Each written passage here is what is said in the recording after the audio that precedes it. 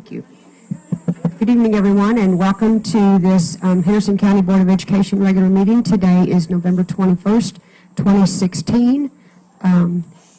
If to begin with, we could have a moment of silence and remember all the families who are hurting and our students and staff. We've been through a tough week, and if you could keep everyone in your prayers, we'd appreciate it.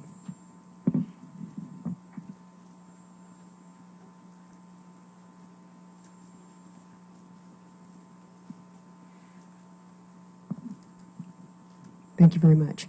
Miss Nancy Gibson, would you lead us in the Pledge of Allegiance, please? Thank you, ma'am.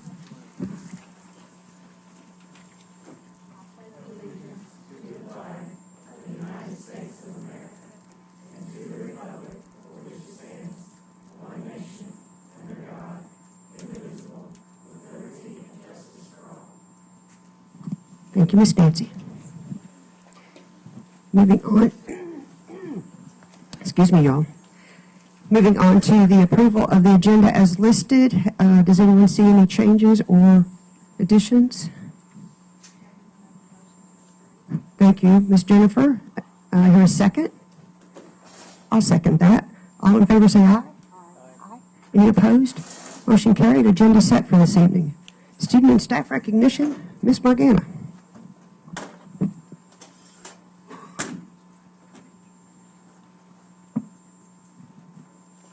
Good evening. We have several students and staff we want to recognize this evening.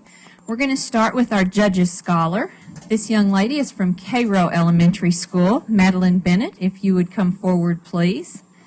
For those of you that don't know, a Judges Scholar is one student in the entire school gets selected to attend physical court on a given day in the month. And I think that the judge probably declared it Madeline Day across the whole county, didn't he? Yes.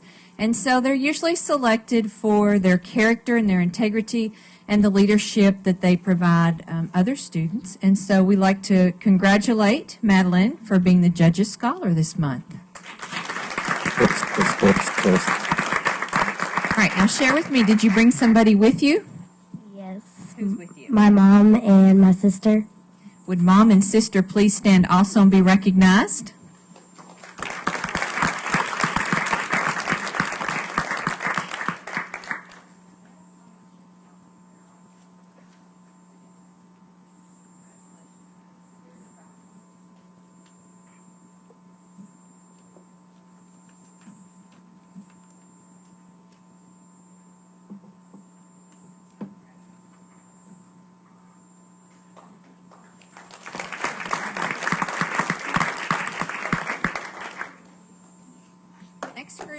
A large group of students we're going to recognize, and their sponsor today had to have some medical things that she had to take care of this afternoon after school, and so she's not able to be with us tonight.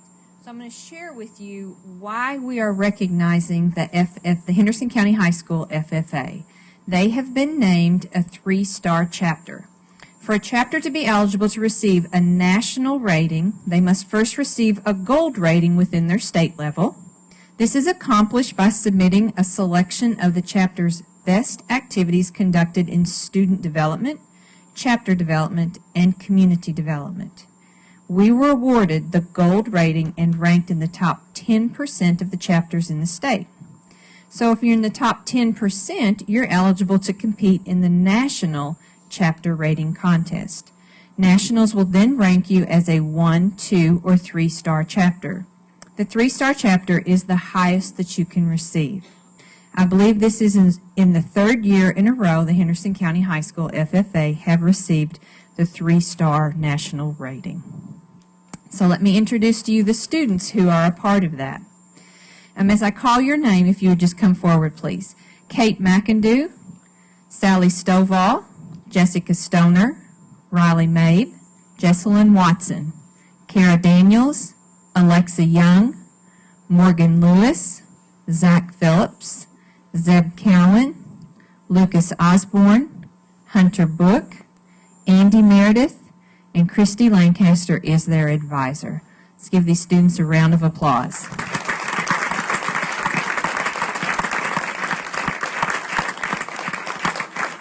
Now, could I ask any of the students, I have a medal for each one of you, but would anybody be willing to tell us a little bit more about what you do? All right. Tell us who specifically you are, Jen. Okay. I'm Jessica Stoner, and I'm president of the Henderson County FFA chapter. And for the last 3 years, our chapter has worked really hard to gain the recognition that we have at the state and national level. And I just want to say that I'm really proud of our chapter for the stuff that we do inside of the school and also within our community. And we couldn't be able to do this stuff without the support of the school district. So I just want to say a huge thank you to everyone here. Awesome. Thank you. Job well done.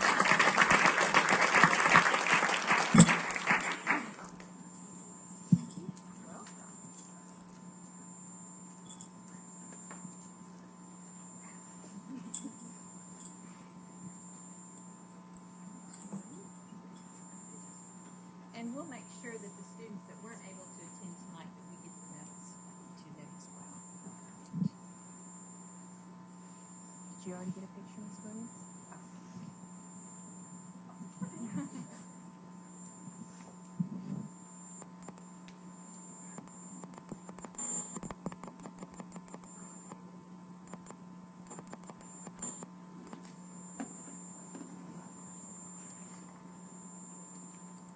Very proud of you all.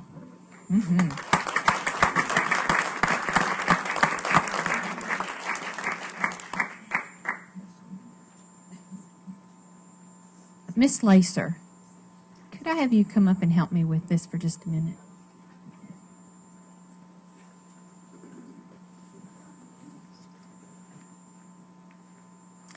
All right, next we're going to recognize some very special employees, staff members in the Henderson County Schools.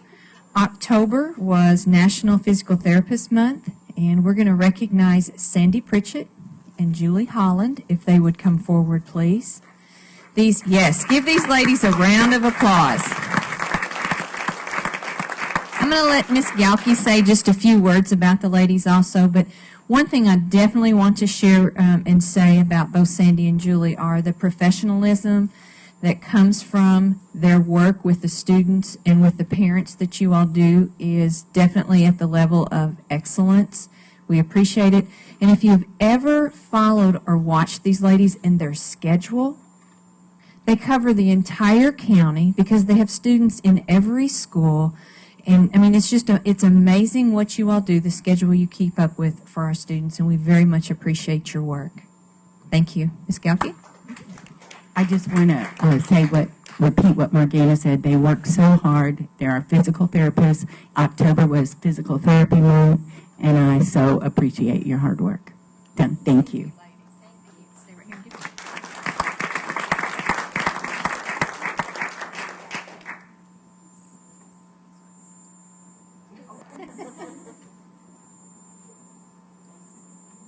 Thank you, ladies. We appreciate it. And Ms. Galke, if you'll stay right up here, we're also going to recognize our school psychologists. Their week was November 14th through the 18th, just last week. So if we can have Stacia Wolf, Chris Mays, Courtney Gallion, and Mary Catherine Ryle. Come on up, please.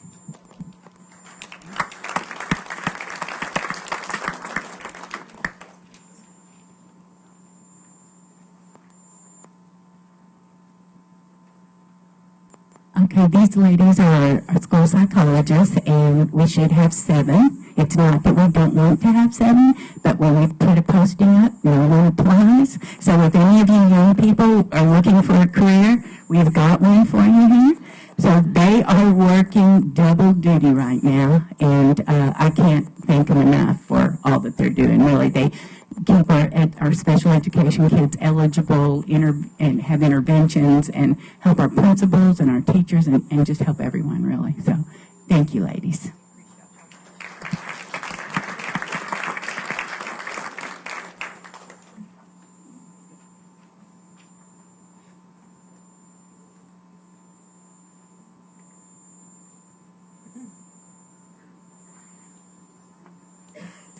right, and the last group of students that we would like to recognize is South Middle School.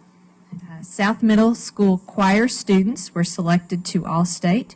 Congratulations to the 18 members, Randy Wilkerson, that you have. A little less? That's all right. We'll take half of them tonight. They have been selected to participate in the KYCDA All-State Choirs in Bowling Green. Over 1,000 7th, 8th, and 9th graders from across Kentucky sent in auditions for the event, and the top 400 were chosen.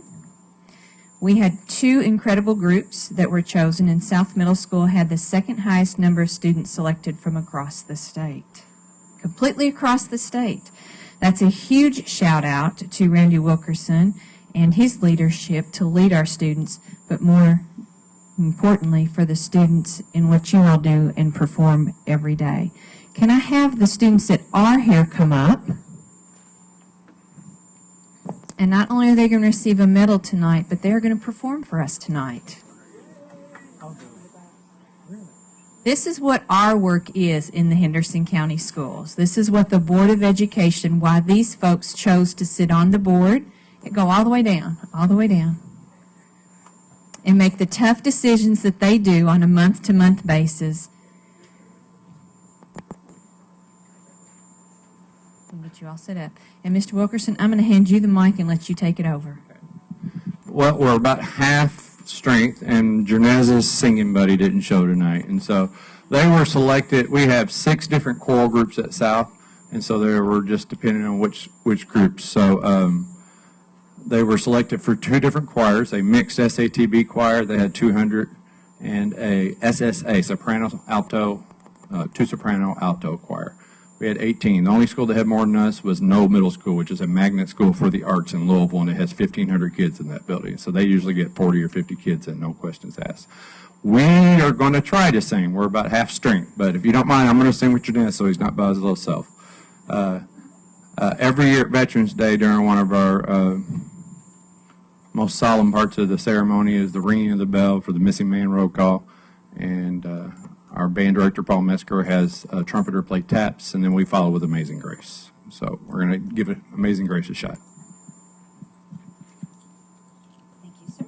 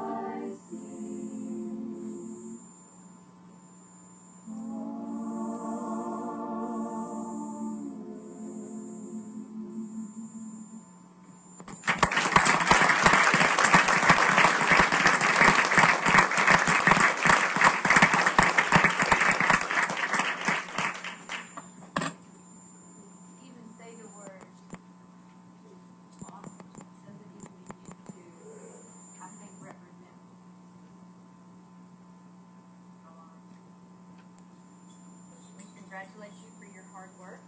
It takes a lot of time and effort to prepare a performance. So for that, we want to support you.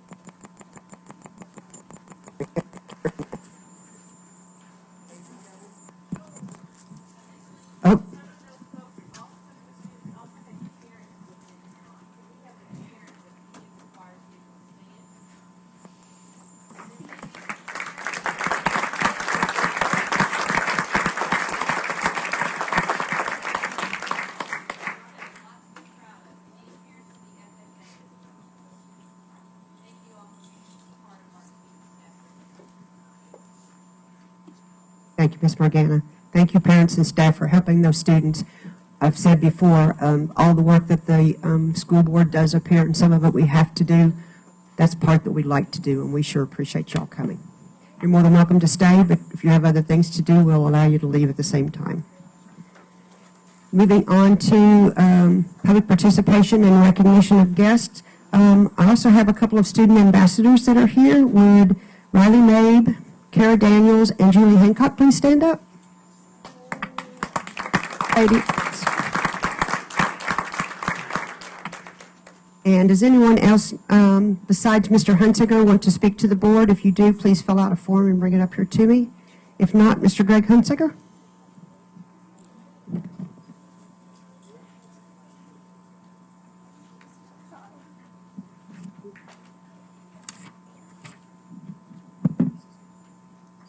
Hello, as we gather here tonight, we have many, many, many things to be thankful for. So let's go to the Lord in prayer, please. Our Heavenly Father, Lord, as the world spins uncontrollably out of control, tsunamis in Japan, unrest all over the world, Lord, we know your eyes are on us as a world. We ask that not only look at the world, Lord, but look at our state, look at our community, and especially look at our schools, Lord. We desperately need your help, and we call out for you, and we welcome you in our schools and our community. Be with everyone that touches a child's life in any manner. We ask this in Jesus' name. Amen. Thank you, Mr. Hunsiger. We appreciate that. Moving on to approving the minutes from the prior meetings. We have a meeting from two meetings from November the 7th. Has anyone had a chance to review those minutes? Any changes or additions to those? Thank you very much. Do I hear a second? Thank you, Dr. Sugg. All in favor say aye. Any opposed? Motion carried, meeting adjourned. Minutes approved. And I'm on it. I'm moving right along here. See, it's habit, guys. Sorry. Financial, no, let's see. There we go. Treasurer's report, Miss Cindy Cloutier. Have you ready to adjourn? Oh, yeah, I'm skipping by you, man. Okay, the treasurer's report for the month closing October, we had total receipts of $4,501,963 and total expenses of $5,397,750 for a net decrease in all funds of $895,787. Any questions? Madam Chair, members of the board, I request that you approve the treasurer's report as presented this evening by Cindy Cloutier. I look for a motion to approve the financial statement as listed. Thank you, Mr. Bryan. Do I hear a second? Thank you, Ms. Jennifer. All in favor say aye. Any opposed? Motion carried. Financials approved. Moving on to the paid warrant report. Also, Ms. Cindy. Okay, the paid warrant report covers the period of October 18th through November 21st. A few of the payments are Henderson County Sheriff Department for our tax collection commission of $203,673.13. That was on over $10 million of taxes. Preferred construction for roofing projects at the high school in East Heights, $182,310.56. CDW for technology supplies, $170,042.65. Gordon Food Service for food and supplies, $131,008 and a penny. RBS Design Group, work at Spottsville, $129,928.02. NWEA for map testing, $61,187.50. Prairie Farms for milk, $46,970.47. Tri-State Lighting Supply for two of our lighting projects we have, $39,201.46. Petroleum Traders for diesel fuel, $33,283.86. SHI International, $33,152.42. Daktronics for our football scoreboard, $27,139. Total paid warrants for this period, $3,754,488.32. Any questions on the paid warrant report?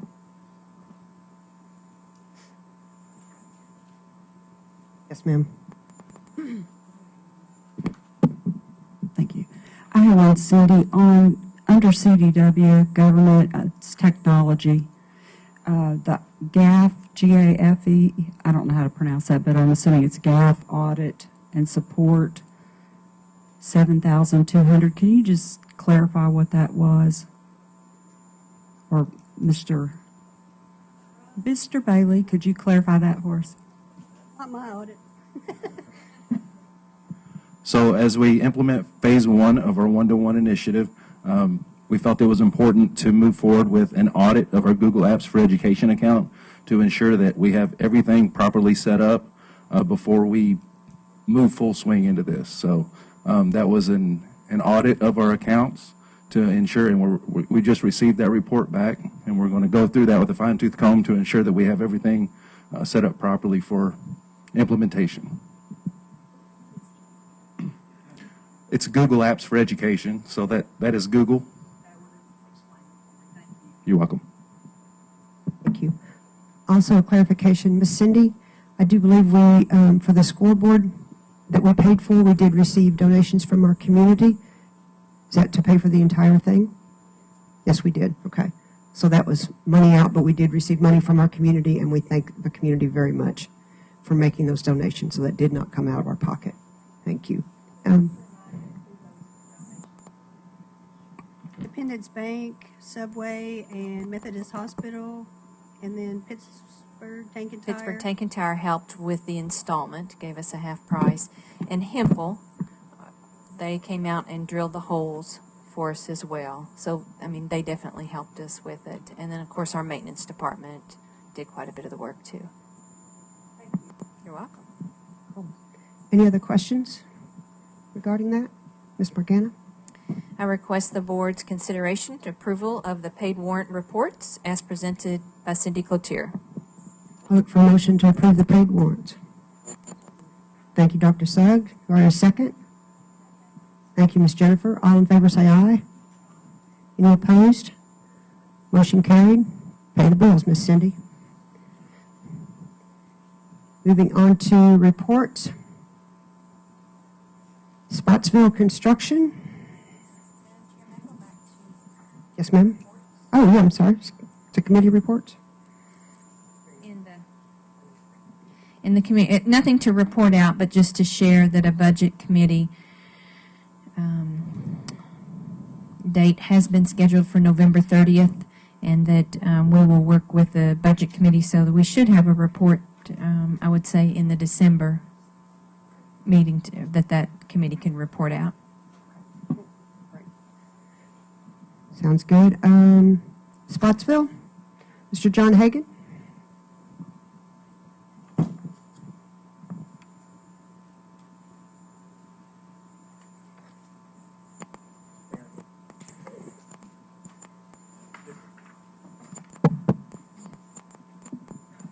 All right. If you haven't been up to the site, we are underway at Spottsville finally, so that's definitely a good thing. Past couple weeks have been pretty good to us, good weather, so we've got our erosion control in place. We pulled our construction trailer out to the site last week. Primarily just been concentrating on getting the building pad cut to subgrade and get the rock down on the building pad. That's pretty much the activity that's taken place since last month. Hopefully in the next couple weeks you'll see some more action. Site utilities are going to start as soon as the rebar gets on site. We'll start our foundations. So next 10 days should, as long as the weather holds, we'll see a lot more action out there. So looking forward to really getting things going. We had our first progress meeting today. Just to give you a heads up, we have one possible issue. If you're facing the building, the rear I guess that's the east corner of the building. Appears to be an area of some unsuitable soil material, which was anticipated. If you go back to the geotechnical report, it calls out that in all likelihood there will be some areas that have to be over-excavated and replaced. But the next item on your agenda will be bringing on the special inspections outfit. So once they're on board, they'll get involved in that issue and hopefully give us some direction there. But things are going pretty well so far.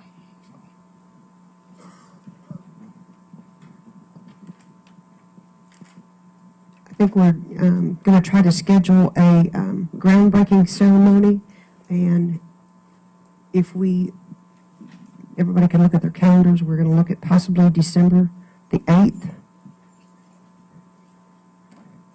Everybody has a chance to review really quickly.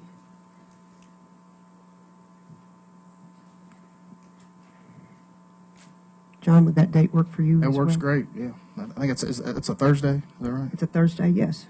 Second Thursday in December. Dr. Sugg, what about you? Good? Afternoon, and then afternoon? Mr. Brad? After 1:30? Okay, that'd be fine. After 2? 2 or later? 2:30. Okay. Miss Jennifer? That'd be okay? No. That's dismissal. Oh, the kids are there. Oh. Yeah, never mind. When kids are there. Yeah, we do want to do it when they're there. One's fine. Or did you 2? What time did you say? I'm sorry. You do it 1:30? 1:30 would be better before buses start to come in, because we're going to have we have very limited parking anyway, and we all share the same. They're coming in at 1:30. I mean, in my experience, they're starting. So should we look at a date in the next week then, December 8th, or? Yeah, we probably shouldn't have it any later than 1 or 1:30. I wouldn't think if it's an afternoon time.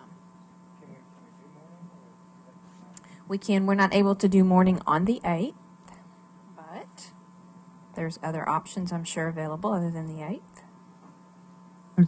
Is there any particular day of the week in the morning that wouldn't work for anyone else? Jennifer or Tracy? Any particular days? Like what? 1:15? Could we do like 1:15, do we think? On the 8th? We'd have to make it short and sweet, John. Shovels ready, we walk up. We'll have them sticking in the ground waiting on you. There you go. Sure. Water, I think mud. 1:15 is very doable. Right. We 1:15? just need to make sure we're prepared, ready. Okay, all right, we're good with that. Okay, so, It'll make me nervous. okay. All right, Mr. John, you can move on now. I got that taken care of. Okay, so the next item on the agenda, I think that Mr. Codell will speak to, is the short form of agreement between the client and American Engineers.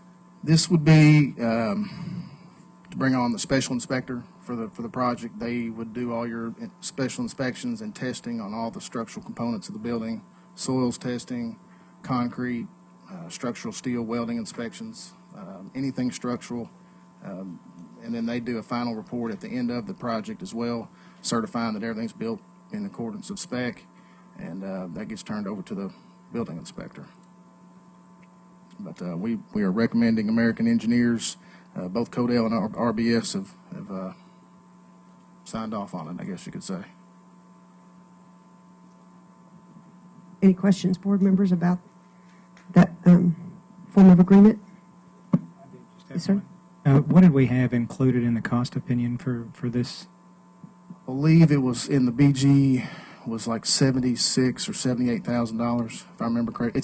This contract is less than that line item amount, but I want to say it was $76,000 or $78,000 on the BG3, and this I think is $62,000. I don't have it in front of me, but $68,000. Okay.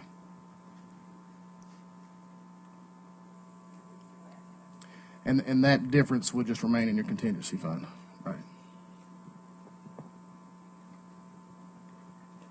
Any other questions, concerns about that? Hearing none, I'll look for a motion to approve the short form agreement between Henderson County Schools and American Engineers. I'll make that motion. Do I hear a second? Thank you, Ms. Tracy. All in favor say aye. Any opposed? Motion carried. On to the next item. Okay, we have two change orders for your review and approval, both of which are to AA Services, which was the site contractor for Phase 1. The first is in the amount of $3,909.71, which was to create a parking lot and lay-down area for use during construction. This way, we're not encroaching over on the school property. But if you first enter the site, it's that rock area over to the left in front of the job trailer. And then the second is the creation of a temporary bus loop and entrance drive for the parent pickup and the buses to give a separation of the construction traffic and the school traffic.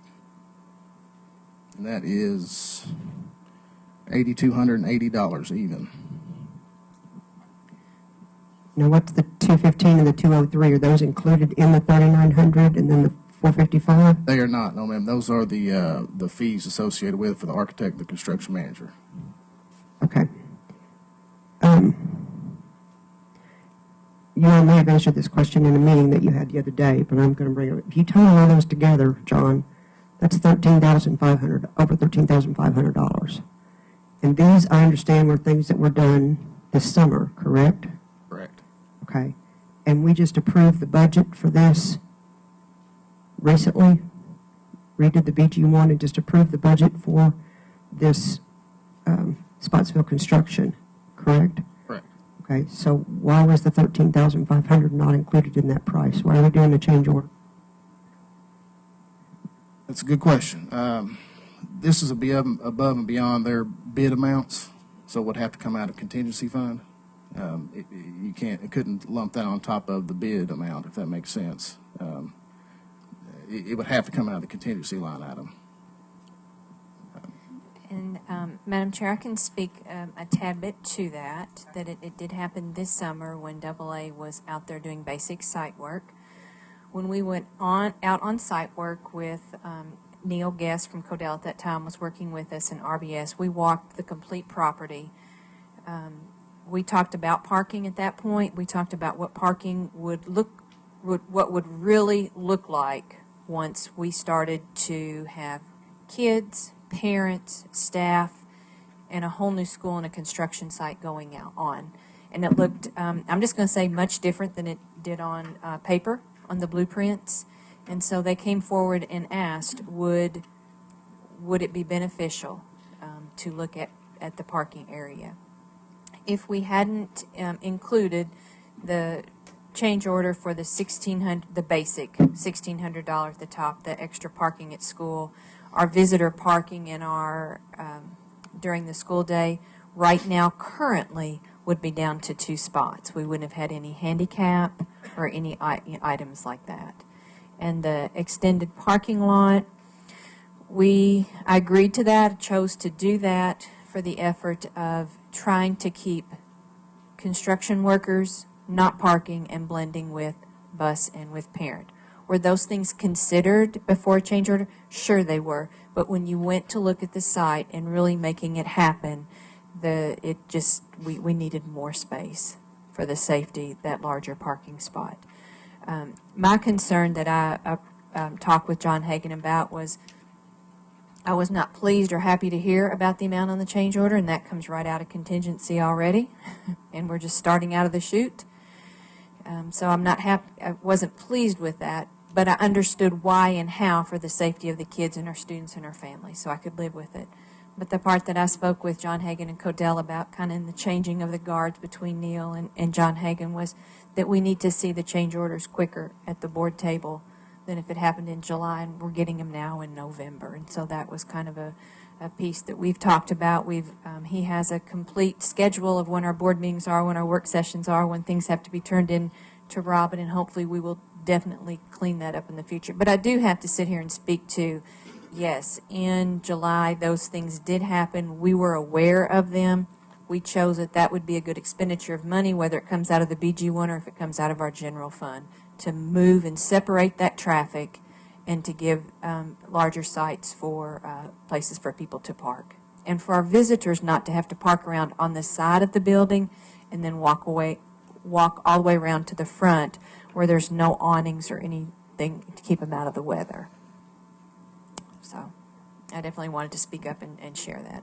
That's fine, and I totally agree with the safety issues, and I totally get why this was done. That's not my issue with this evening, and my issue is with it that it occurred before we approved the final budget for this, and at the final budget, remember, it was already over $1 million over, and we were asking you all to come back, so you already knew that there was an issue with the money. But I just want to echo Ms. Morgana's statement that we need to get this faster, and right out of the chute at 13,500 change orders, I don't want this to become a habit. We need this to go backwards, not forward. So that's just my concern, and you understand where we're going Absolutely. forward. Yeah, that's part of the reason I mentioned that unsuitable soils issue, because that, depending on how that shakes out, that could be another expenditure, unfortunately. But I just want to make you aware of it. So, but going forward, absolutely.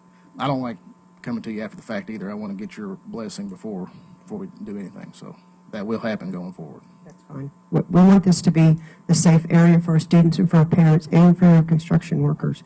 But we also owe a responsibility to our parents and our taxpayers to do the best that we can. So any other questions or concerns, Ms. Jennifer? I would just also comment that, I mean, it's really a hard pill to swallow, this amount for me. Safety is paramount, and it should be priority. But I hope that in future projects, we are much more diligent in our planning so that we know that this could be a possibility at any other place. And I would just like to make that statement while I'm still on the board, that I hope that we look at further planning so that we can avoid this, if at all possible. Sure, absolutely. Ms. Tracy, any comment? Just on a positive note, I've had so many parents speak to the fact that it is easy to get in there and that they really appreciate what has been done to make it accessible for them, because that's who's coming in and day out, and our staff as well. We've always had parking issues before we began. So what was done, as you all have said, was something that we weren't aware of, but it has made parents and coming in and out for our students and our staff, everything so much easier. And that was a concern, that we would be able to do this project and still stay there and be in that, in that building with all the staff and students and parents that we have. And the other thing that I did notice is the new entrance for the construction, which I think is definitely a plus, that we're going to have that part separated from us coming in and out. Right, and one last thing is, and I kind of like to make the public aware, is when we're really working out there, there's going to be a lot of slow-moving trucks. There's some signage up from both directions, but just remember, you could be coming around that bend, there'll be a concrete truck sitting right there waiting to turn in. So just make everybody aware of that. Good positive point. Thank you, Ms. Tracy. Mr. Biden? I just had a question about so this is going to come out of contingency, right? Correct. Okay, so where are we going to see, as far as a matter of timing, the credit to our contingency for saving $8,000 on American Engineers? Going forward, each month when we turn in our billings to get on the board agenda, you'll be getting a report from me, basically what I just went over, a progress report of the work that took place, as well as a contingency tracking sheet. So you'll see exactly what's been spent, exactly how much is left in contingency each month. So that'll be reflected next month. Okay, so if I'm looking at these two things that we're doing tonight, then the net effect is $5,000 roughly less on contingency, right? Right. Okay. And not to really cloudy that, the net would be $5,000 on the information you have right now, but to share also, Joe Nance met with Cindy last week, and we've actually added another $190,000 into the contingency for furnishings, because when they sold bonds, it came in at a less rate. So instead of taking that money out of the BG1, we just credited it over to the furnishings under contingency as well. So we're starting $190,000 in the positive there, that we had zero on that line item also. So it made me think of that when you talked about the credit. Go back and forth. One last bit of good news is we are working on some of those value engineering items. So there are some big ticket credits coming. Hopefully by next month we'll have all that put together. So.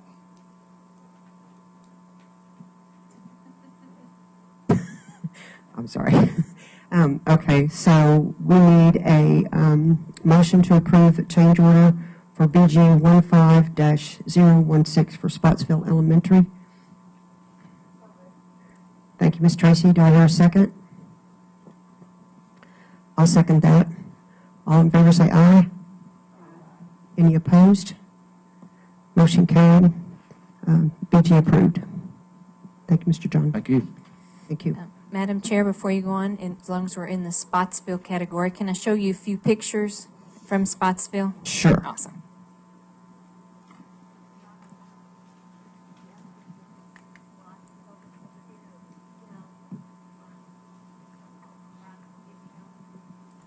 I think I already have it.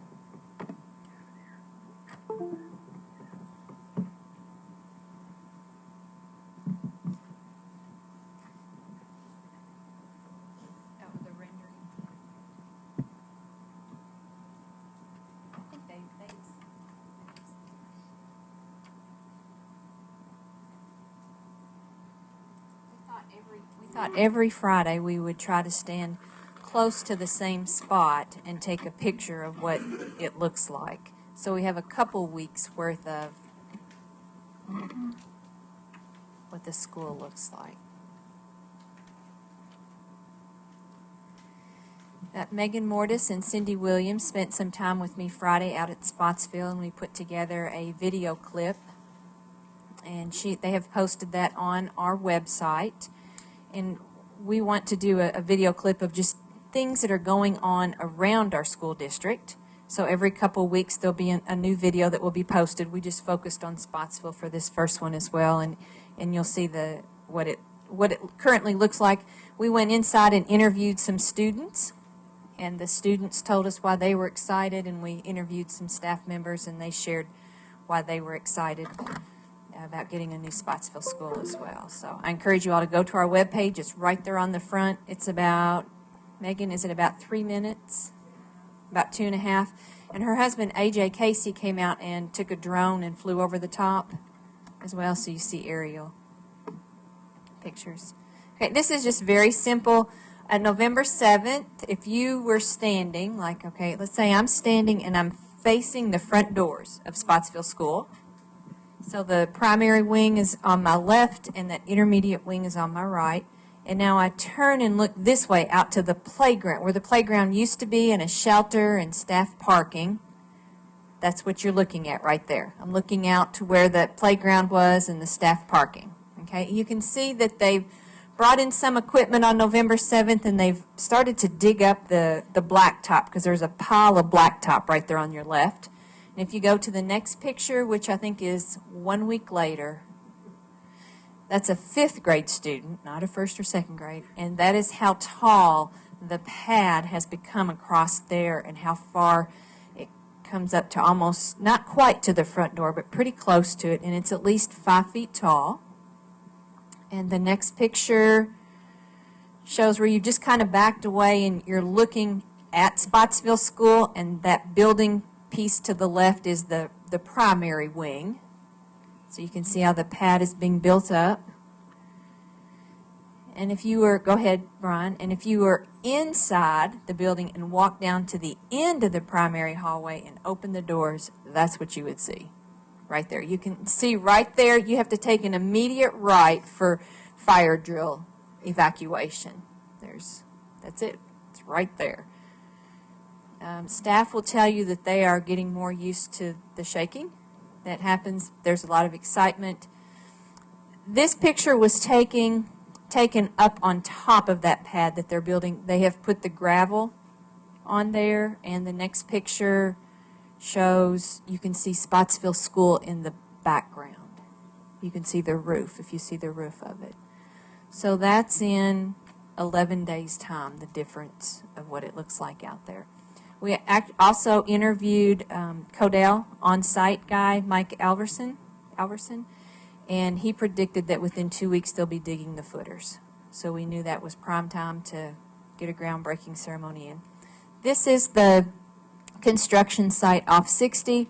We aren't able to use it. Codell is working really diligently with the Kentucky Department of Transportation, in whether or not we need to put concrete, not put concrete, who's in charge of paying for the concrete, and they're negotiating, I'll say right now.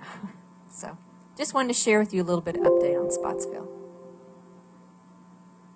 Oh, I don't care if you want to. Would you like to see the video? Sure, it's on there. Yeah. Go for it. The last question, a question on that last slide, is that just for construction traffic that they're negotiating about that? Yes, Okay. yes. So Thanks. they will no longer come in the,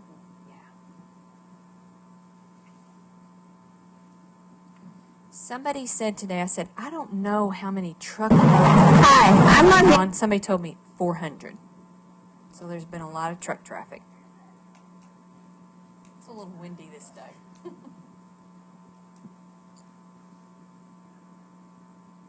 Anna Stanley, Superintendent of the Henderson County Schools. Our mission in the Henderson County Schools is to provide extraordinary educational opportunities for every student every day. We are very excited to announce that in the next few weeks, we will have a groundbreaking ceremony to celebrate the construction of our new Spottsville Elementary School. RBS is our architect. Codell is our on-site construction manager, and Danco will be our general contractor. The new two-story building will be located east of the existing building. It is a traditional style building that will have a small cupola on the top that will help give a nod to some tradition that we've always had in our Spottsville community. Let's go in the building and have conversation with some of our students and staff and see what the excitement is about getting a new school at Spottsville Elementary. I think it's going to be so exciting because if you have a new playground, it's going to be so fun. My name is Mrs. Stanley. Why don't you all tell us why you're excited about a new school? 2 floors. I want a new library. Well, I think it's great because we leave this school here, which is, we had problems with mold, this, that, and that. And another thing, when you go into a new school in a community, if you've got some business wanting to move into Henderson County, they're going to look at the school system, and they're going to look especially at a new school. Think it'll have technology. It might encourage the ways the students learn here. Well, I'm super excited for everybody, for the students, for the parents, for the community. We're over here at the construction trailer, and Mike Alverson is our on-site person.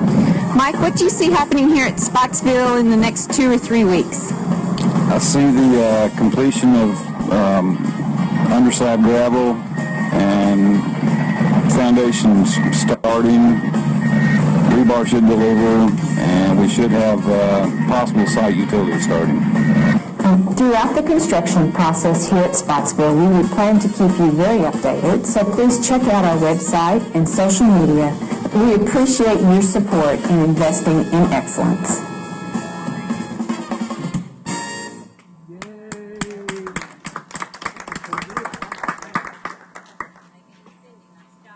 Nice job, ladies. And thanks for the drone pilot, too. I like that. Okay. Thank you all for the Spottsville update. Moving on to the KEA report. Mr. Mike?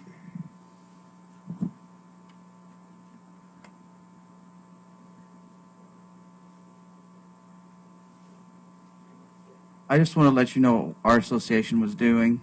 Every year we donate to Turkey of the Year to help our underprivileged students have a Thanksgiving dinner. And at the end of the school year, we also offer scholarships to our graduating seniors who will major in education. And then next month I'll have something for you too. Thank you. Thank you, Mr. Mike. We appreciate it. And thanks for donating the turkeys. Yes, ma'am. Could I ask a question? Sure. Mr. Sprague, before you get away, I just wanted to say I hope you all will be very active on the budget committee. That's what the board members had asked for last year, is to have teachers very much involved in making decisions. So I hope you all will take that very seriously and give us a lot of feedback about what your needs are in the classroom, at the classroom level, where you meet the needs of the students every day. Thank you. Thank you. Any other comments or questions? Moving on to the athletic report. Mr. Jeff? And congratulations. Thank you. You don't have to hear me ask about buses. Tickled to death not to ask you about buses. But Ben will be up here to ask you to buy buses, so I've trained him well to do that.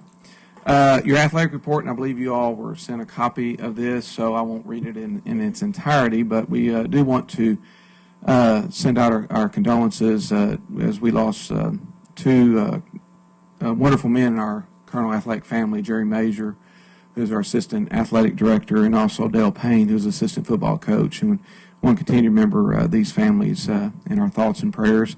As you know, Keith Morgan resigned as the athletic director, and appreciate Vivian Tomlin, who served as our interim AD, until I was able to take over the responsibilities. We had a great year in our fall sports. Volleyball qualified for the state. They were region champs and district champs. They were 29-10. We had 4 on the all-district team, 4 on the all-region team, region all-tournament team, and then 3 on the all-region team. 11 of the volleyball team members qualified for academic awards through the KHSAA, which is a great honor. Our Lady Colonel soccer team were region champs for the second year in a row, district champs. They finished 24-1.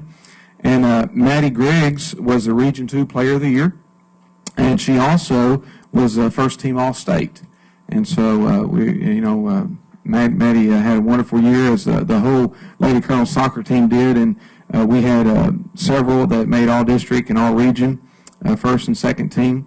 And then 21 of the team members qualified for academic awards through KHSAA.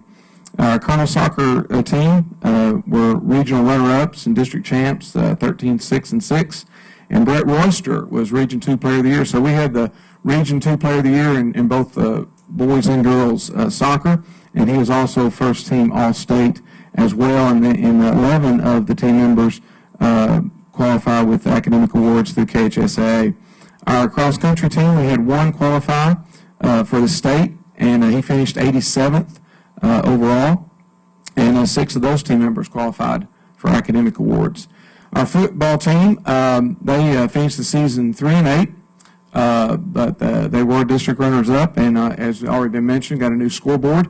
And appreciate Methodist Hospital, Independence Bank, Subway, Pittsburgh Tank and Tire Group, and Henderson Municipal Power and Light, and also our maintenance department, and Billy Austell and the guys. They worked hard.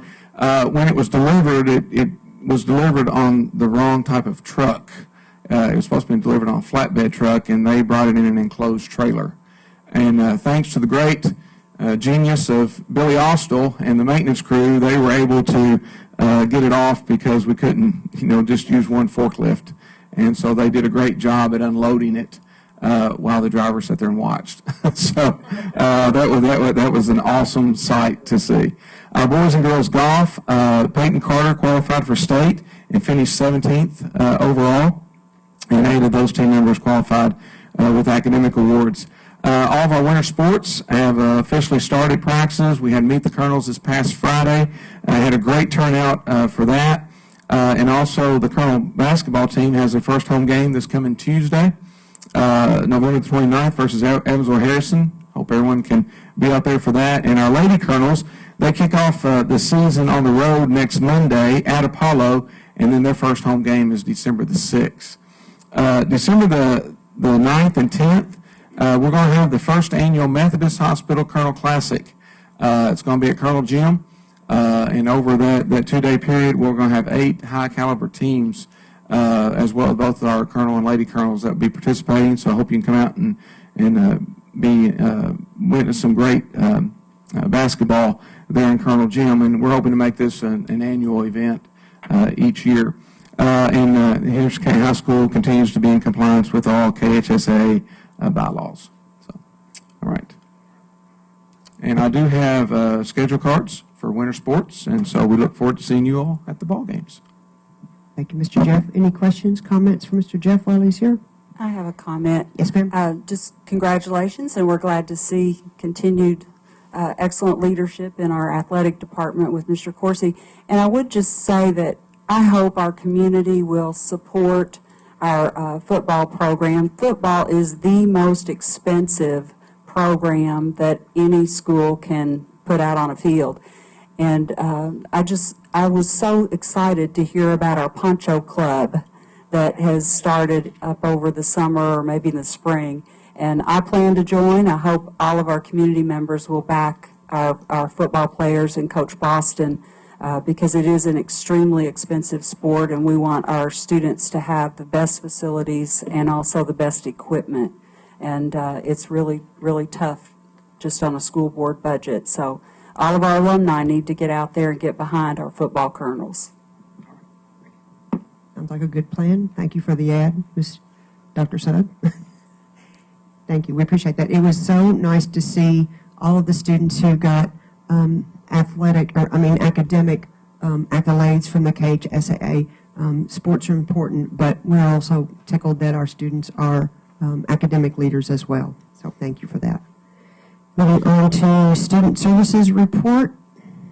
Mr. Steve Steiner? Yes, ma'am. I just wanted to kind of share with you some of the things that are going on in student services and attendance, the attendance world. Things listed there are some things we do each and every Thursday afternoon. We have attendance hearings for students with 6 or more unexcused absences. Invite the parents in and meet individually with them after we have a PowerPoint in this room. Meet with them and discuss issues that they may be having. So you'll see the numbers of students that were invited and those that didn't attend, or excuse me, those that did attend. Obviously, it's a low number that did take the time to come in. If they don't come in, then we do have phone calls made to each one of those, as well as home visits as needed. We do that for elementary. Also, our secondary is the next little area, truancy diversion program. Truancy diversion program is it's kind of a combination between us and our court system and the court designated workers and Judge Ferris works with us very regularly at our secondary schools. And you can see the number of students invited, those that attended, and once again, those that don't take the time to come to that TDP meeting, get a phone call or a home visit, whichever way we can get a hold of them as well. Next piece of information I thought you might be interested in is students that are homeschooled. Last year's number 253 and this year's at 297. We've seen a little rise in that, obviously. Last year, I think some of the districts around us saw more of an increase, but this year seems to be ours at this point. Home hospital numbers, 141 last year received home hospital services, and we're at 82 at this point in the school year. The out-of-district numbers that we have, those attending Henderson County from those districts are listed, and if a student lives in the county and goes to another district, those numbers are listed as well. All right. At the bottom of that page is the membership totals so far for this year. And you can see those with a total enrollment of 7168. Actually, it's 7170 as of the end of today. It does fluctuate from time to time. Last year, at the end of May, we were looking at 7166. in November, we did have around 7,200 last year. So percentage rates, is the next page we have, and you can see our percentages compared to last year. We're up in the first 2 months. We're a little bit down in October compared to last year's. But overall, we're just a little bit ahead, 0.1 overhead ahead so far this year. So on our percentages overall. And I think the only additional information, we've sent out attendance letters. We've sent out 329 attendance letters. Those that have missed three or more unexcused absences, and 1,000 letters to those students that have missed 6 or more unexcused days. So that's kind of the information, student services wise, that we've kind of gathered and wanted to share with you tonight at this point. So, any questions on any of those things? Did you just say you sent 1,000 letters? Final notice letters have to go out before you can actually file on the student. So we've sent 1,000 letters out for students that have missed 6 or more unexcused. That's a lot for, it just seems like it would be a lot for 3 months of school. Fairly typical at this point with our percentages the way they are. It's about right. I know it's right, but with the percentages as 95, 96%, anybody that misses 6 or more. Yeah. A second. Yeah. My question regarding the attendance hearings and the truancy diversion meetings, I guess I'm surprised by the number who do not attend the hearings. And I guess my question is, I know you're doing what you can to get to them. What are the consequences if they just get a phone call from you? You know, what's the incentive for them to come here when they know you're probably going to just, come to them? It's one way that we reach out and try to be a more of a positive nature in our attendance hearings. What we do is we try to keep it positive and say, hey, we want you to know the rules, the regulations, the laws that we go by.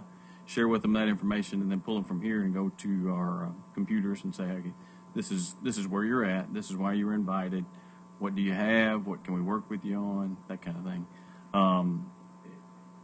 As far as why wouldn't they come? Well, they don't come to school, so we don't expect a lot of them to be here. But it's just another way for us to show once we get to court that we sent a letter when they missed 3. We sent a letter when they missed 6. We offered the attendance hearings as a possibility for them to come in and share with us. The other issue is we will have to do a home visit before we're able to file as well. So it's just another step in the process that shows once we get to court, we've done this, and probably this as well. So it just kind of bodes well when we get to court that we've gone over and above what we really actually need to have to. Well, the law does say you do have to send the 3 and the 6 letters as well as the home visit. So it's just our attendance hearing is kind of an extra that we try to do to work with them. I know it's not an easy job, and it's probably a thankless job, and it's a challenging one. Sure. I know, but thank you for what you're doing. I just wish there was some other way. I mean, that's the $1 million question, right? What else can you do? But At one time, Ms. Jennifer, I will share with you, when I first came on the board, our truancy numbers were pretty high, and the board did expend money for at least 1 year to hire a truancy officer who was an employee of the schools to go out and try to get this better. It's kind of doing what Steve is doing now. It was a proactive thing to try to get these kids to come to school. Sometimes it meant going out and getting them, which Mr. Steiner does as well. So to answer your question, that's an expense for another employee, and it was a school vehicle that was used, but that would be your next step if Mr. Steiner wasn't doing it. So The things that we do, if we worked with somebody on an attendance hearing, I'll give you an example. If we worked somebody on an attendance hearing and we've said, okay, look, here's where you're at. We need you to be at school every day, and we give them our number. There are times that a parent will say, my student's refusing to go to school, and I need some help. And so we will go, either myself, Miss Amber, or Miss Casey will go and try to assist that parent to get that student, however old they may be, to come on and let's go to school. They may be ready to go to school and they just missed the bus. Well, at that point, if you're on down the line this far, then we feel it necessary to go get them and go on and say, rather than just not coming, we'll come get you. So they may be 30 minutes late, they may be an hour late by the time they call us, and we're able to get there, but they're there. It's not ideal, but that's what we do. So, Doug, you had a question or comment? Right. I just wanted to echo what Steve said and to add, not only are all of those things happening at the district level, but in every school there are processes and procedures in place where guidance counselors and family resource center staff call and talk with parents and try to work out any barriers to attending school. And this is something that I don't think the general public understands. Our teachers cannot teach and our students cannot learn if students are not in their seats. You can send home makeup work and you can put them on home hospital, but there is nothing to replace that dedicated and educated teacher in the classroom interacting with students. We don't want students to come when they're ill, but many, many times students just choose not to go to school, and unfortunately we have some parents that are okay with that, and we cannot teach them if they're not there. So I applaud all the efforts that the district is doing, and once again at the school level, some even have weekly attendance meetings to talk about individual students and families. I believe Mr. Steiner works with a lot of resources in the community in a FAIR team meeting once a month to discuss what we can do to get kids to school. So it is a huge problem, and it's not just Henderson County, but it is probably the #1 problem. If we could solve that, we would solve a great deal of our issues. Mr. Steiner, do you know how these numbers compare to last year? The attendance-wise? Yes. Attendance-wise, I've got the one right up underneath it, but basically we're right at it. If you averaged out right now, August, September, and October, we would finish the year, if we kept this rate, we would finish the year at 95.85, and last year we finished the year at 95.04. Yeah. Okay. So we'll fluctuate. We haven't had a flu issue yet, it'll happen at some point, but that will mess with our numbers. But when it comes to the truancy diversion meetings and those people who are invited and those people who attend, are those numbers about the same percentage-wise? Is that what you always get? Yes, ma'am. Okay. And for us, it's not so much who doesn't show, because we know we're going to get to them. It's just a way for us to kind of invite. It's just another area to invite. A chance. And actually, the truancy diversion letter is written by Judge Ferris. So, it's not written by Steve Steiner. It's Judge Ferris signs it. So we expect those numbers to be a little bit higher. But those numbers are about typical. We've actually done a little bit better in our high school this year as far as getting students and their parents in. And those are held at 7:30 in the morning because it's got just a little bit of time before school starts. So we hope that helps. And it works out well for our court-designated workers, our counselors that come from outside agencies to meet at that time. So we've got several people there as well. Thank you, and I'll echo Dr. Sugg and Jennifer's comments, and that we thank the staff and yourself for trying to get all of our students to school. I heard a young man say on TV sometime this weekend that if you don't get a great education, you won't have a great life. And I thought, pretty profound for a 10-year-old, but you got to start by being there, correct? There's 3 of us that chase over 7,000 kids. So that's what we're dealing with, and we can do it, and we will do it, and our goal is 96% or better, and that's where we're headed. So we focus on that and get as many visits and calls in as we can. Thank you, sir. Appreciate it. Moving on to old business. Mr. Steve, you're up again. Preschool driver safety schedule, salary schedule? Yes, ma'am. Was approached by some preschool bus drivers about the difference in pay of preschool bus drivers versus regular school drivers.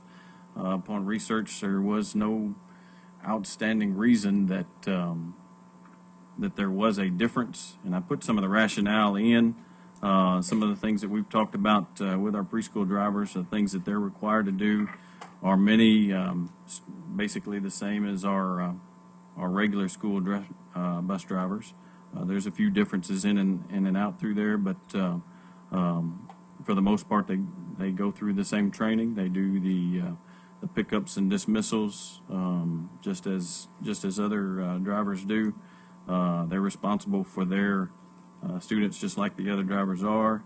The pay rate for our one of the things I thought was interesting, but it was the special needs monitors and preschool monitors are all paid the same. Bus monitors are all paid the same, but our drivers aren't. So the preschool bus driver's pay is approximately $2 different than a regular bus driver. And upon doing some of that figuring, just calling and asking, hey, do you guys pay the same? What we found out was those areas around us are paying basically drivers the same. So I did go on and figure a cost and wrote that in there for you as well to kind of ask that for them and to get them on the same rate as others. So the $7,140 would be the additional cost to us? Between now and May, yes. Between now and May? Okay. Board members, anyone have comments, suggestions? I had 2 questions. One was the pay. I was wanting to know if the preschool bus drivers' pay or the regular bus drivers' pay is more in line with the districts that you checked out as far as their average bus driver pay schedule.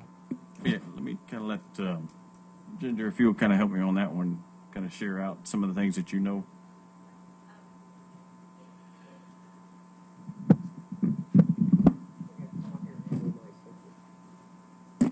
Hello, bus driver pay. In researching surrounding districts, they don't delineate between preschool or regular routes. So they do it, and they don't do it by the routes. They just do it by years of experience from start, right? So it just depends on your district. Some start out at $13 per hour, whereas we start out at $13, $18. We start out, depending on what you're driving, between $12 and $14 per hour.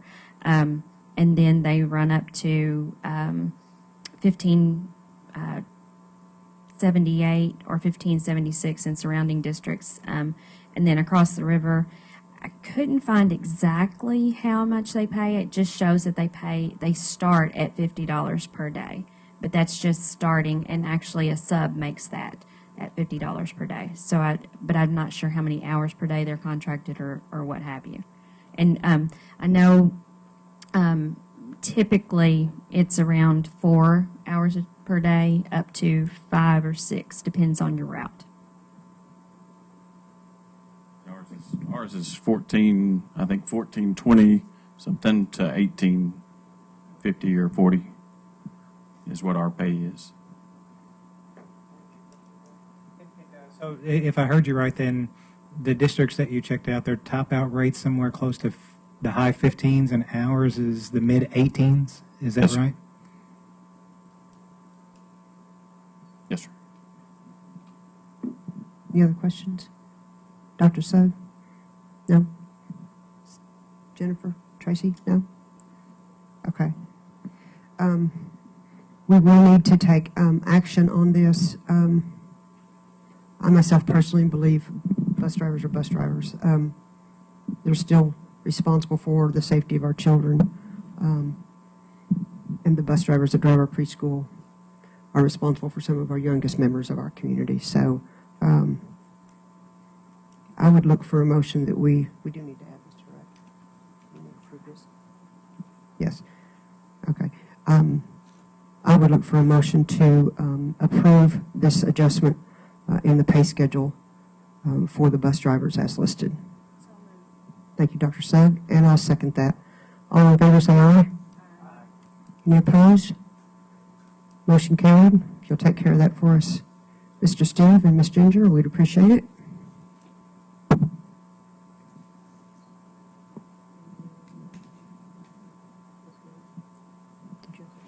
No, I was just going to go to the next agenda item and make a suggestion for December 8th at 1:15. Aren't you just Johnny on the spot here? Sorry about that, Chair. No, just teasing. Just teasing. Sorry. I forgot that was listed separately on the back page. That's okay. Okay, so we are setting a groundbreaking date at Spottsville Elementary of December the 8th at 1:15. Come early, bring a shovel. Everyone is invited. Yes, please. Limited parking. Limited parking. Get your ride with the... No shovels will be provided. I'm just joking. I'm going to have to get used to my sense of humor. Oh, good gracious. Okay. Moving on to the LPC architect request. Yes, ma'am. In your packet, you have listed this is a letter that I kind of formed after talking to a couple other districts about requesting a proposal from architects, local or otherwise, to work with our LPC in their process. My thought is that if we can approve this tonight, then I will send this out. However, Miss Cindy and Miss Sue Ellen tell me to send it out to ensure that we get our local folks as well as any other ones that might be interested in performing this service for us. So that's just a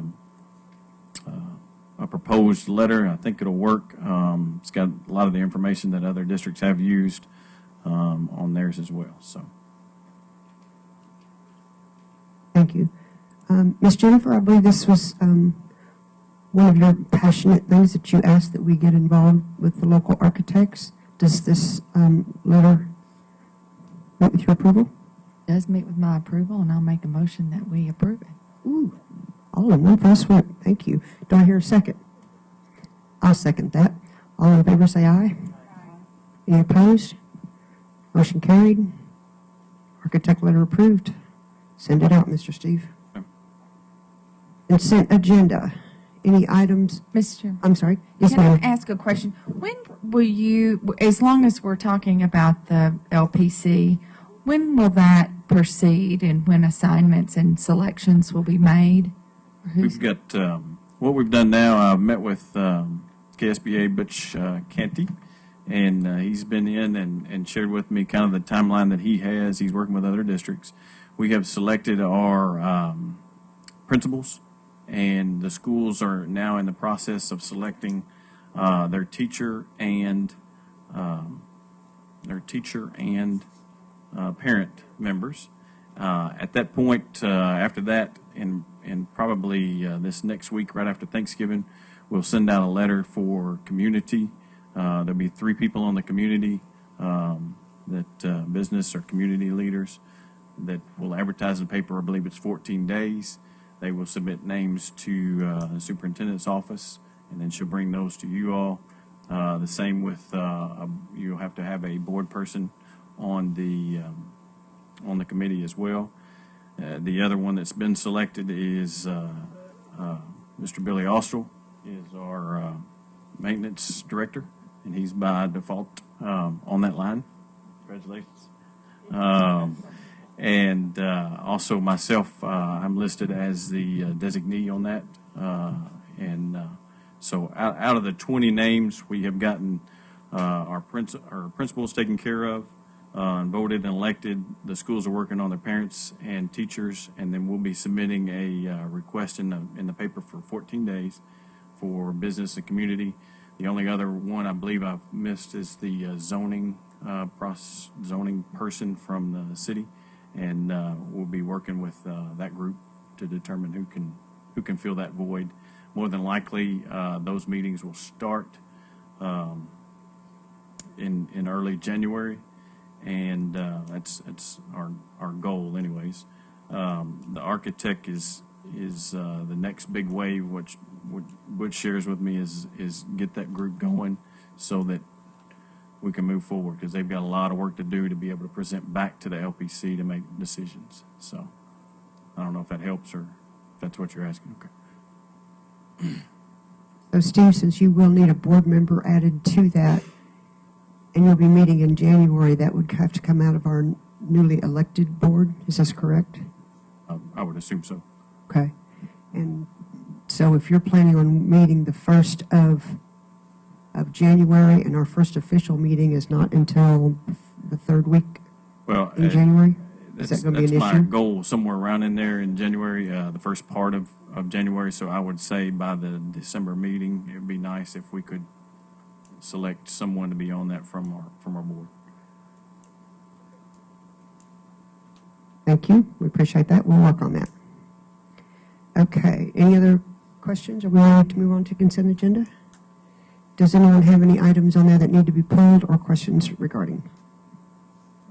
Just had one quick question. On the approval for overnight trip requests, how much notice did the choir have before they took that specific trip?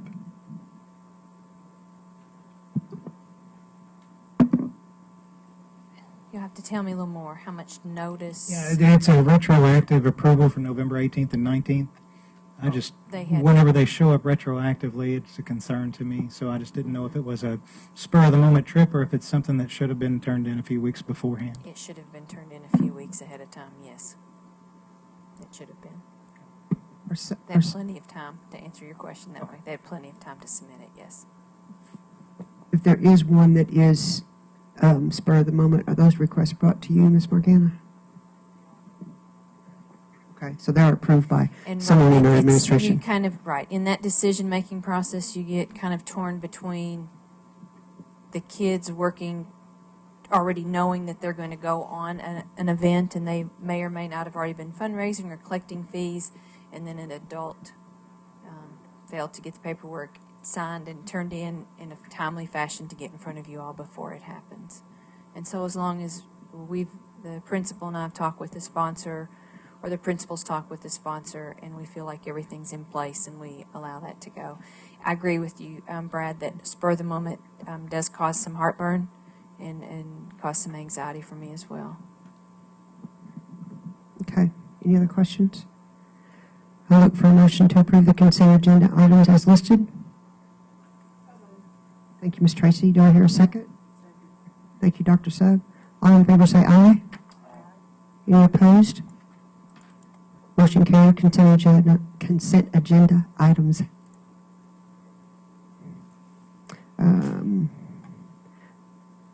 Moving on to personnel actions. Please note that we have been advised of any personnel actions.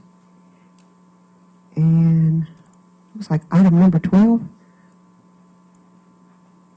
I get to go back to where I started a long time ago. I'll look for a motion to adjourn this lovely meeting. Thank you, Ms. Tracy. Do I hear a second? Thank you, Mr. Brand. All in favor say aye. Any opposed?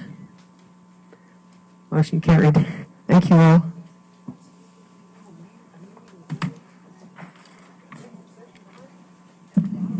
Oh, thank you.